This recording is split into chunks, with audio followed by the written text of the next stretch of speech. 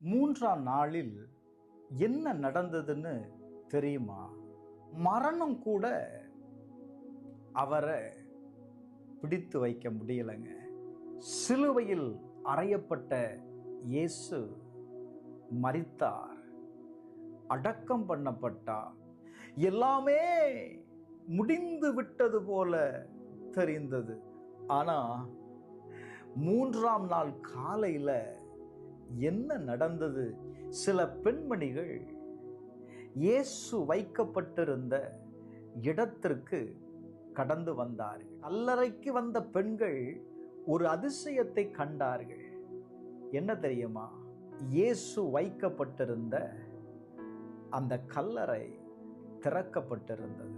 அப்பொழுது தூதன் அந்த ஸ்திரீகளை நோக்கி சொல்லுகிற வார்த்தை என்ன தெரியுமா? பயப்படாதிருங்கள், சிலுவையில் அறையப்பட்ட இயேசுவை தேடுகிறீர்கள். அவர் இங்கே இல்லை, தாம் சொன்னபடியே அவர் உயிர்த்தெழுந்தார். கர்த்தரை வைத்த இடத்தை வந்து பாருங்கள். இது ஒரு சாதாரண சம்பவம் அல்ல, இது மனித வரலாற்றையே மாற்றின ஒரு நாள். இயேசு மரணத்தை ஜெயித்தார். அதனாலதான் இன்றைக்கு உங்களுடைய தோல்வி உங்களுக்கு முடிவு அல்ல, உங்கள் கண்ணீரின் வாழ்க்கைக்கு இது கடைசி வார்த்தையும் அல்ல.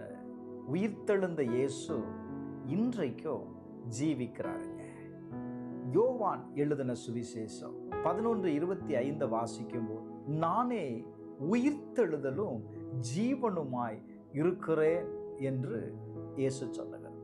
இன்றைக்கு உங்க வாழ்க்கை ஒரு கல்லறையை போல அடைக்கப்பட்ட வாழ்க்கையா இருக்கிறதா?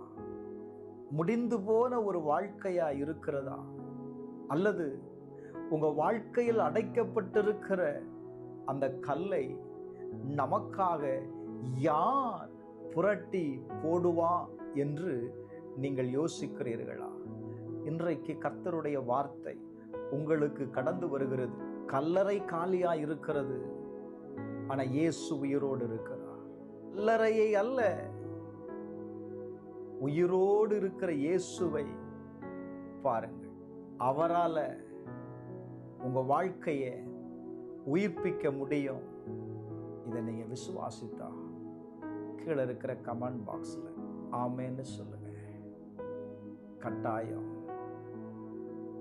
தேவ வல்லமை உங்களை இடைப்படுவதை